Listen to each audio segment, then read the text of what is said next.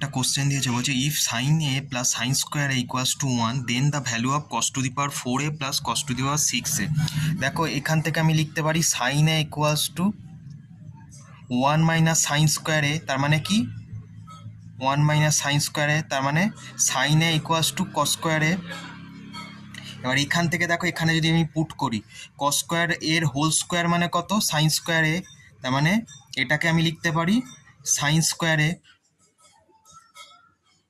Plus এটাকে দেখো যদি কিউব করি এটা এদিকেও তাহলে কিউব হয়ে যাবে, তাহলে sine cube a equals to cos to the power 6a, তার মানে এখানে আমি লিখতে পারি সাইন কিউব এ। এবার দেখো এখান থেকে যদি সাইন কমন নিয়ে নিই, সাইন এ কমন নিয়ে নিই, তাহলে আমার হয়ে যাচ্ছে sign A plus sine square A.